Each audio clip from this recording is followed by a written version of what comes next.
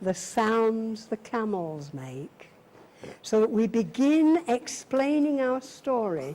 Do you realize I'm not talking about showing?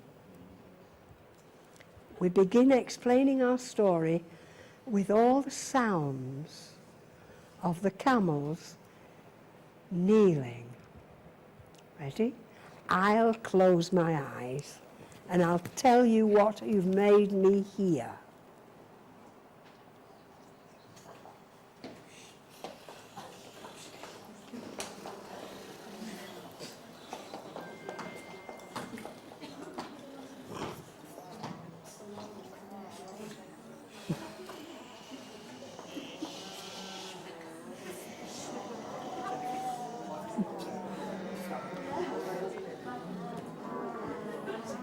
That's good. Good. For a long time, all I could hear were people saying, shh. And then all at once, we began to go, noises and so on. It just began to happen. Well, I heard that. Now, I wonder if just before I begin to explain what happened, could you get them up, ready to go? And we'll be going that way. So I'll close my eyes again, and I'll know that when I open them, all the camels are up, and all the people who come to have it explained will be seeing camels. Right? I've closed my eyes.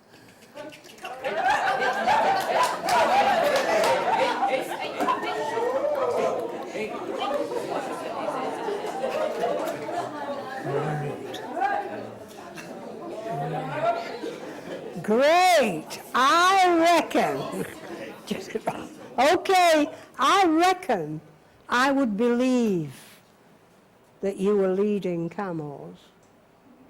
Now, how do you want me to make the people notice this? In the time of the birthing of the camels, the herders gathered beside the great legs of stone.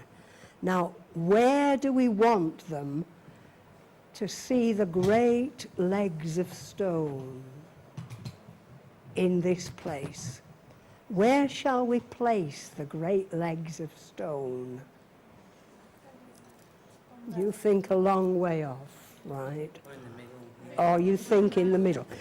If we want them in the middle, which is quite a good idea for the room, obviously the herders will begin from right over there, won't you? So you'll explain you're coming from over there, and this is the gathering with the great legs of stone. I don't know how we'll do these great legs yet. We'll have to think about that. Now, obviously, we only have 1 more minute. Can you now go over there? And it's the gathering. It's not just the arriving, it's the gathering.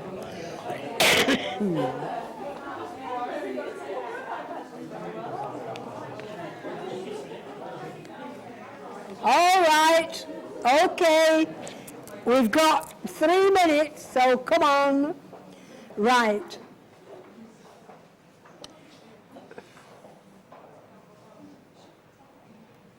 I'm going to try walking about and see whether you think this will be okay when all our parents are here. They'll be listening to the noises of the camels, and I'm going to be watching. So you make the camel noises.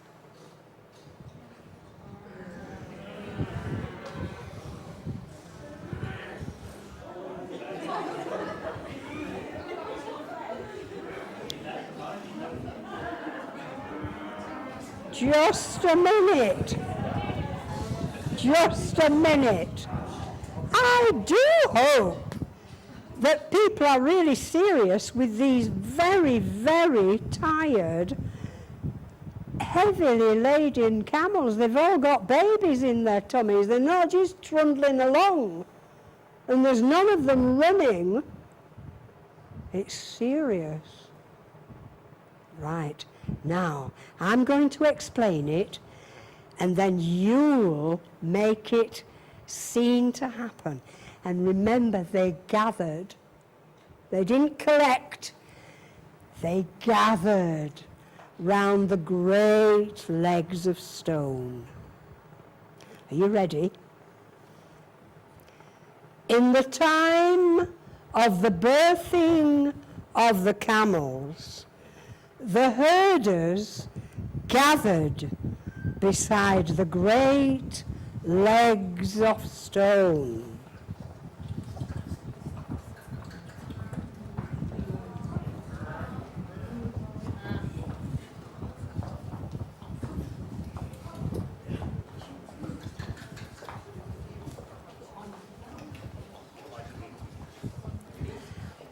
And, yes, I really believe in those camels. But when people gather, it's different than just collecting, isn't it? I don't know about you, but I know you very well from last year. And I recognize, there's a gathering of we-ness. It's not a collection of we've all brought a camel apiece, right? So let's see what happens when people gather. Let's see. And of course we go back to number 1. When they gather, what do they do that's different from arriving? What do they do that's different from collecting? And one of the things they're going to definitely do is let the camels rest and maybe go a-visiting. And reminding each other. Because you haven't all come from the same place, perhaps, Right. Are we ready then? No, we won't. We haven't time to do it again today. The herders gathered beside the great legs of stone.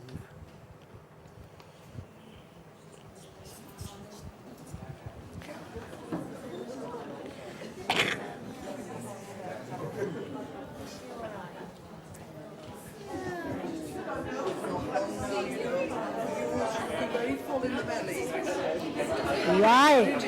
And then, and this has been the next bit we'll need to explain, they collected fuel from the dried and withered stubble plants.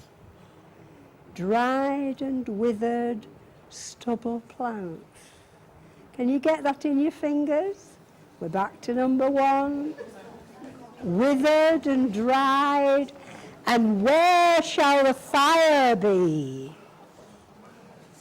To build their fire. And it's their fire. It's one big fire. And I'll get out of the way of the fire. Yes. And they filled their water skins at the oasis. Now, where shall we explain the oasis? Do we want it near the Great Legs? Or do you want it a lot further away? A bit further off, you're that way, right. Now then, they filled their water skins. So where have you got your water skins? So find your water skin. We want everybody to understand this. So you'll know how you carry them, and how you fill them, and how you fasten them, and how you carry them when they're full. Right. Okay. So I'll say the bit, and you do the show bit, then they can see what happened. They filled their water skins at the oasis.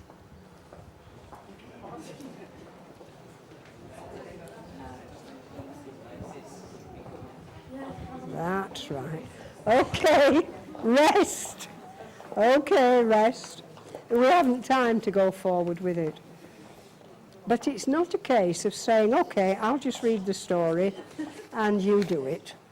But you've to create the meaning by the way, I don't mean you, I mean the children and you together create the meanings. Because in this case, of course, they're not making a tapestry. But when the children were making the tapestry, it was terribly important that they drew everything that their imagination was fostering, so that later when they created the tapestry, they'd been in it. Now, I can't too strongly remind you, you need that going through 4 stages. But this, of course, is all learned in the process of the dramatic action, not sitting planning it, but doing it. And you'll find if you marked it, everything is doing. And of course the great legs of stone, I've done the only thing I could think of yet. If we're really doing Ozymandias, which we are not, but if I had used Ozymandias, we'd have to create the shattered vision and the great legs of stone and so on. Now, I have actually used Ozymandias with 9-year-olds. When it was on the syllabus, I don't think it's done this way now, when in history they had to look at conquest. So it was concepts. And so we took King Ozymandias and the 9 stages of conquest. How does conquest happen to a nation? You know, what has to happen first?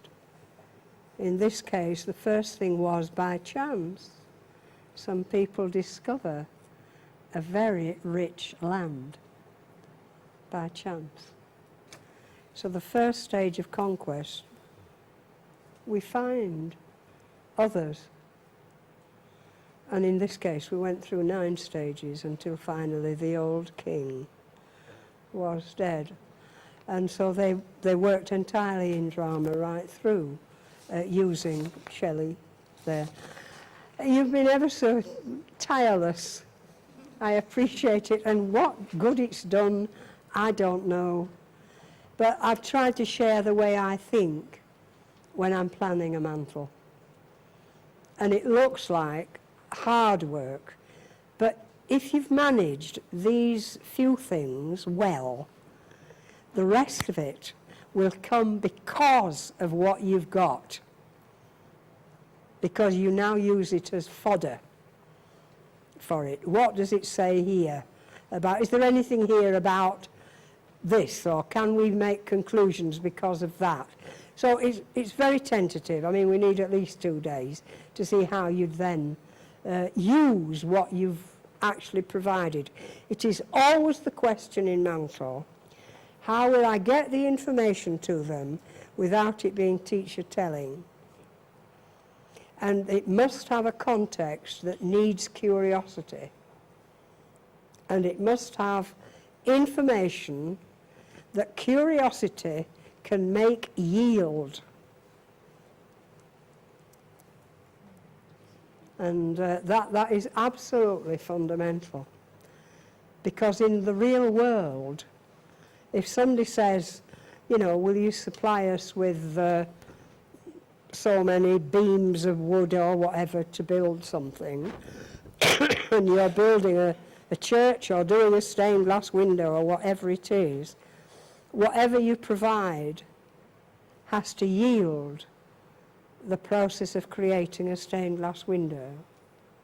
And what shall the stained glass window represent? And for whom shall the stained glass window be made? This is all in the original mandatory letter. Thank you very much for giving up a Saturday. Well, I think you need the clap. You need the clap.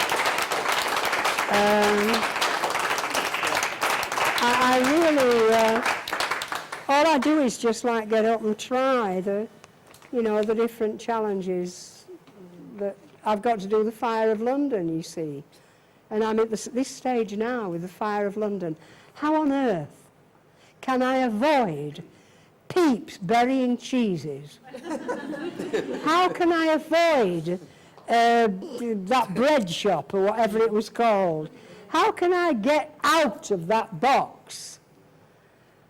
So that the Fire of London means the horror, the terror, not these tweezly little stories, which of course were not little at the time.